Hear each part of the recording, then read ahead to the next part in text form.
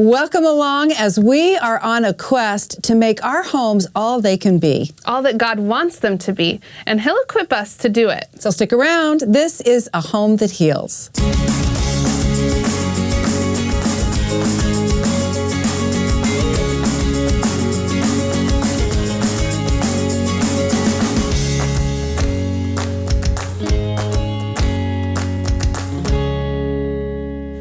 Merry Christmas!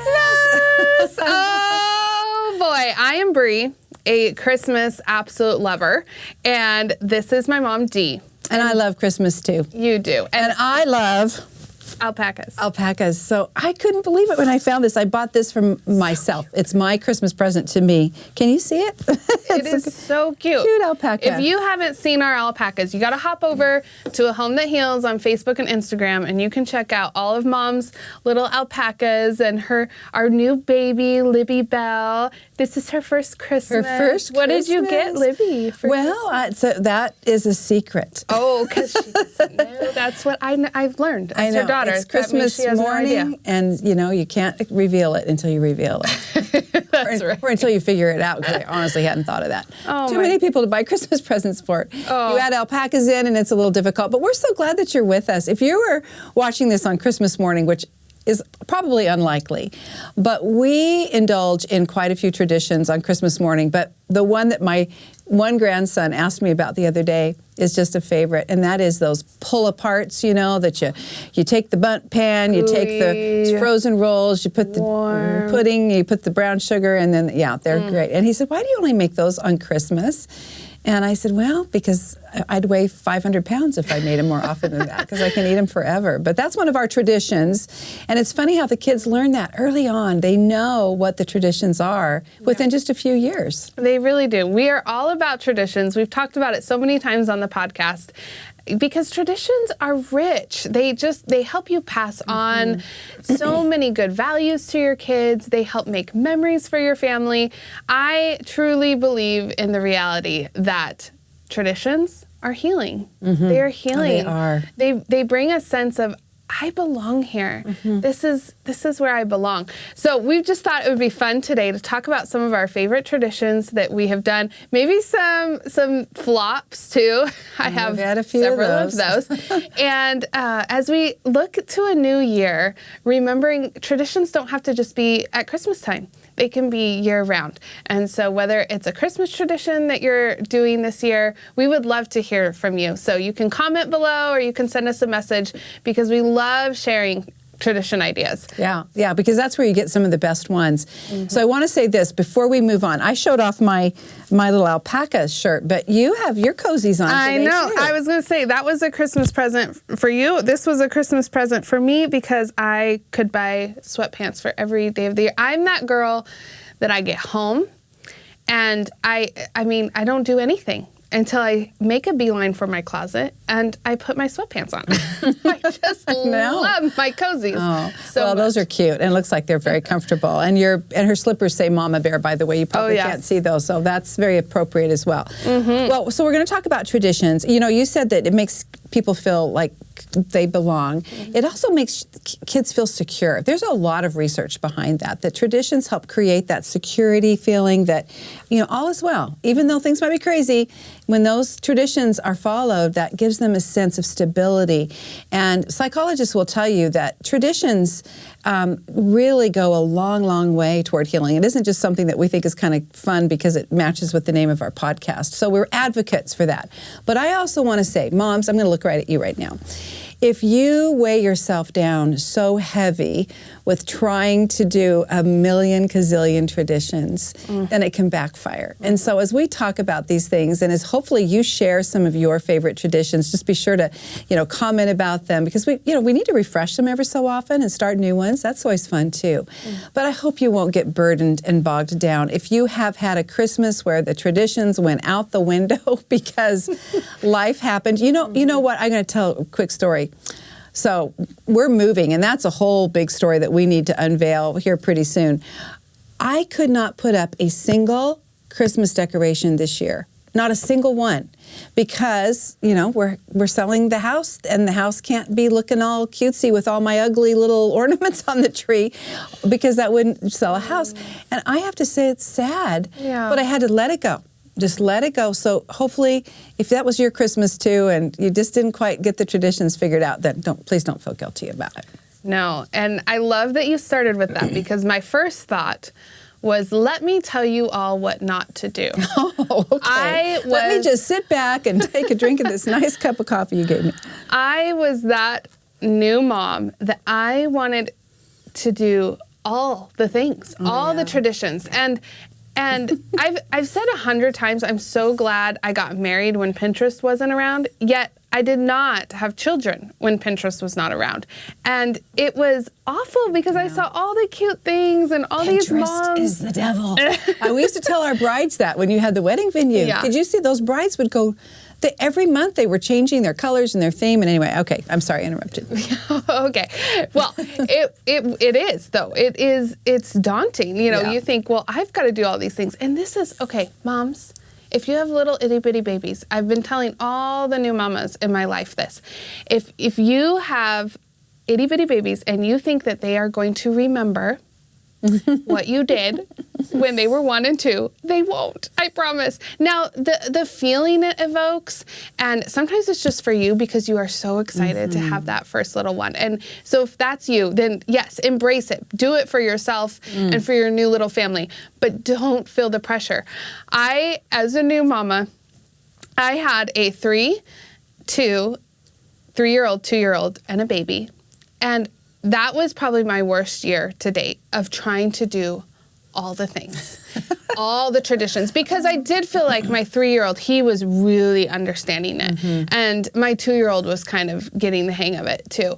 And so I wanted to do all things. And I had this wonderful idea of doing the 30 Days of Christmas books, a new book. I remember now that you said this. Every day of December, and they were going to get to open it every day. And so can I just tell you, it's really easy to find like 5 books. After that, it's darn hard. Yeah, so you didn't sign up for something that they sent you a book? No, you found original books for every day. Yes, I went out to the thrift stores. I went all around trying to find these 30 books. So anyways, I find these 30 books. I wrap them all cute. I put them under the tree. I tell the kids. And you wrapped them individually? Yes, individually, because every day they open a new book. They got to choose whichever book they wanted. And so I tell, my little 3 and 2-year-old, like they're really understanding the concept of this. And I put them under the tree, and we do the first day, and it's just so fun. They get this new book. And then the second day, in the afternoon, I'm cleaning and everything, and I walk in, and I see under the tree, every single book had been opened.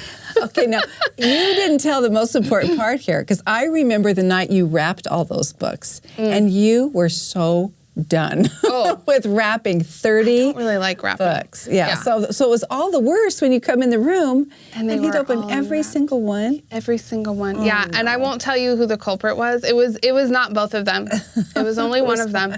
And he was still in the process. I mean, he had the evidence all around. He was, in the process of opening another one. That he shouldn't have been doing it? Was it guilty? Did he know he shouldn't? No, he was just so delighted. Cute. He just looked up and had this big smile on his face.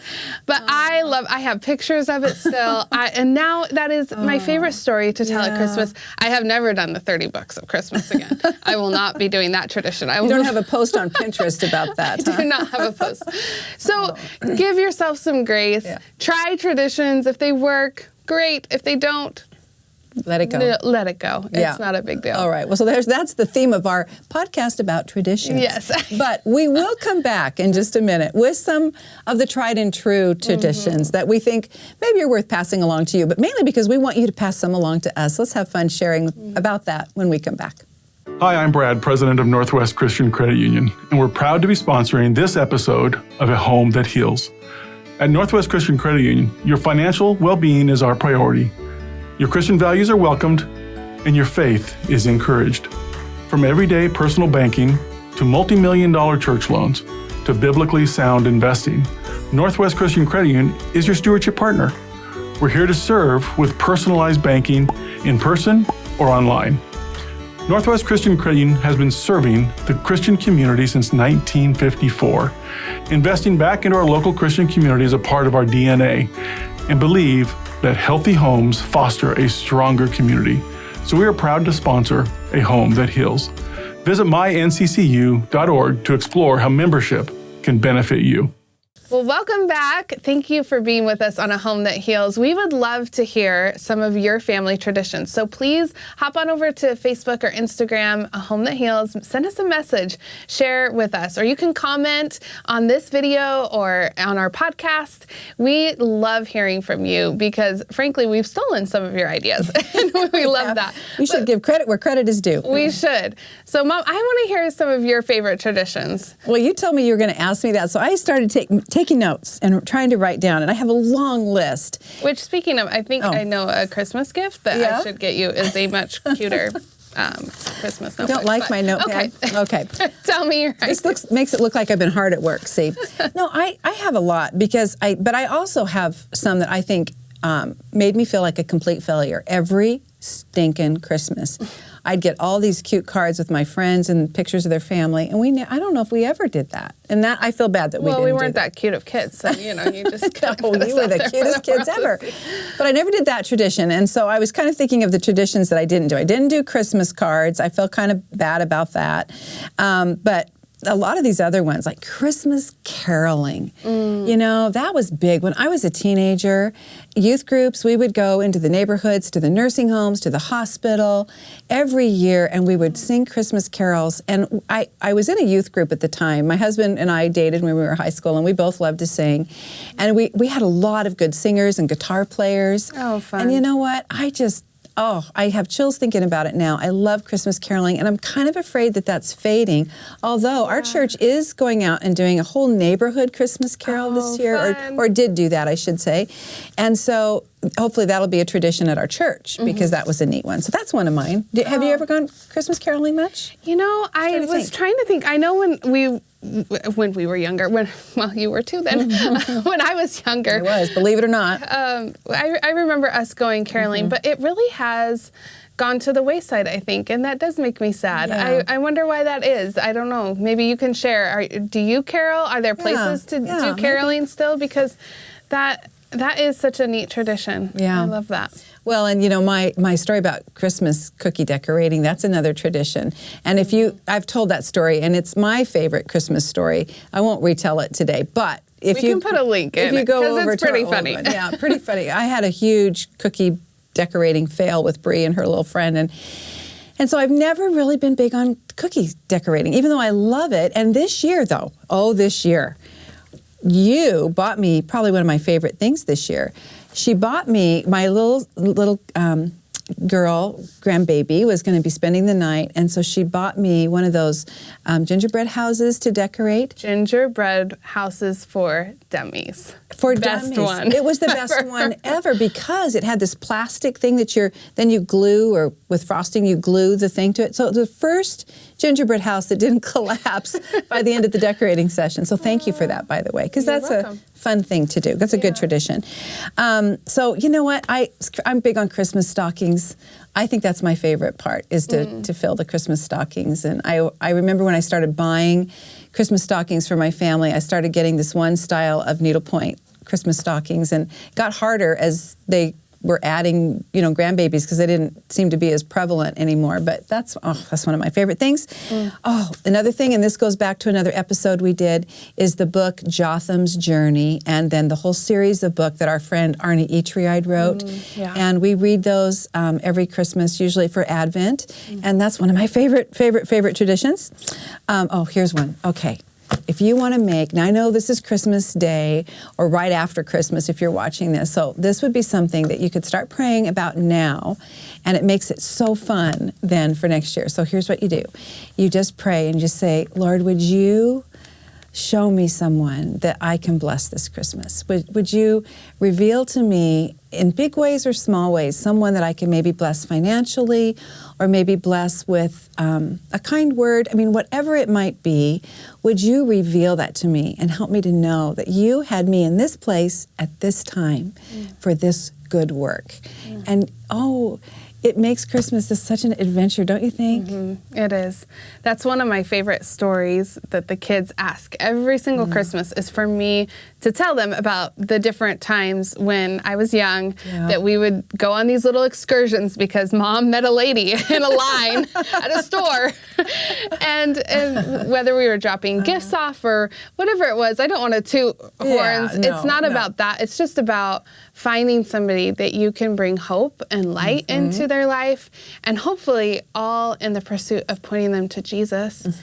And just as I pray, if you're watching this and you don't know the hope and the amazing love that Christmas is all about, that God loved you so much that He sent His Son, that Christmas is a celebration of Jesus Christ's birth, and that birth also led to death, and it was death for your sins and mine, that while we were still sinners, He came and He rescued us and saved us, and He wants us desperately to know Him and follow Him and to live through this new year with a hope that we didn't even realize was possible.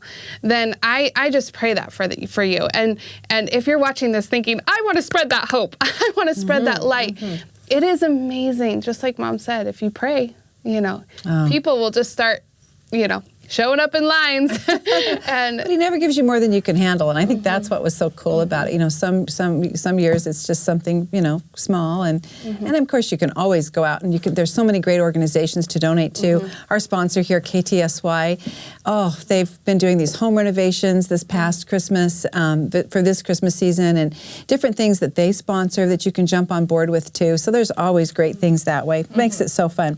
Okay, so here's a couple of other things. My mom would always make on Christmas Eve this macaroni and chicken casserole, but it had exotic ingredients. I mean, this goes back to my childhood. Exotic ingredients in this casserole, like water chestnuts. Y'all, it's good.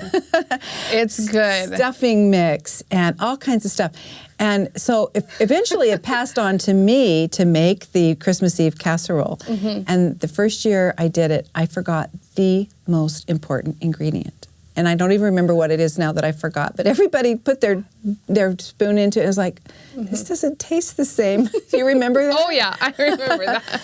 Because before that, Grandma had made it. Always, so I knew I don't like casseroles really, but I loved this casserole. Okay, will you remind me to put the recipe up? Because, it's kind of a kid-friendly thing. Even though it has water chestnuts in it, you kind of chop them up. It just gives it a little bit of crunch. Anyway. You shouldn't have said the ingredients, because I have to say most of the ingredients in it I don't even like. But altogether, there's something magical about it. I don't know. And it's easy, and you can make it ahead of time. So that's the best part of all.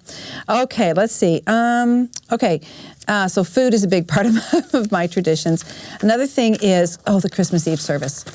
Here's something else I'd like to say. You just shared a little bit about Jesus and the hope that we have in Him. I remember growing up and people sometimes saying that, they go to church on Christmas and Easter. And some people kind of looking their nose down at that. And I would just like to say that, you know what? That's where I became a believer, was at a Christmas Eve service when I was a child. I was in kindergarten, and I remember it as vividly as if it were yesterday.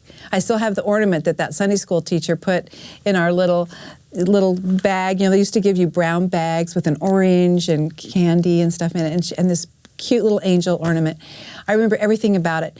If you're not a regular churchgoer, you know what? Go on Christmas Eve or go on Easter. You know what? Begin that journey however you can. It's maybe how God will draw you and reveal Himself to you. And anyway, so I'm big on Christmas Eve services. I think that if you can gather the family and go and just soak in that this is a time that God revealed Himself became a man for us, and to understand what that's all about. That's just, to me, one of the best things. And how about this? On the total other end of the spectrum, Christmas jokes. Now, it's not my tradition, but other people, we had this one friend who had the corniest jokes at Christmas time. I couldn't remember a single one of them. So I looked up Christmas jokes. So here you go. Why did the Christmas cookie go to the doctor? I don't know. It was feeling crumbly. Oh. Okay, maybe you can do better on this one. Why did Santa's helper go into counseling? She doesn't know. No. Because he had low elf esteem. Low elf.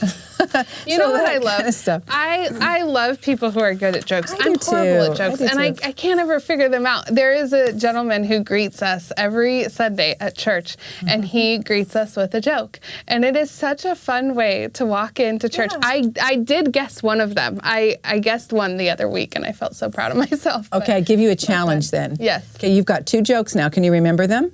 No. Why did the Christmas cookie go to the Okay. doctor? Yes, yeah. And why did the elf go in, or no, why did Santa's helper go, we don't want to give a clue. Why did Santa's helper go in for counseling? Okay. So you can flip the coin. You can flip it to and tell him a joke. Yeah. Oh, okay, And then report back to us how it goes. I love it. All right.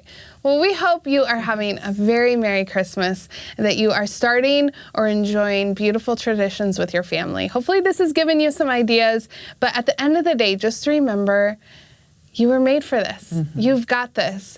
Just gather your family. Do the things that you love doing with one another, that mainly just carve out time, that shut out the world and make you realize the most important gift ever is Jesus Christ.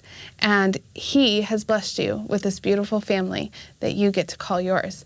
And so we pray for you, we pray for your kids, and that your home will be everything God intended it to be. So thanks for being with us for A Home That Heals as we celebrate the most wonderful gift of all. And we are so thankful for you and yours. God bless you. A Home That Heals is produced in partnership with 89.5 KTSY. To find out more about them, go to ktsy.org.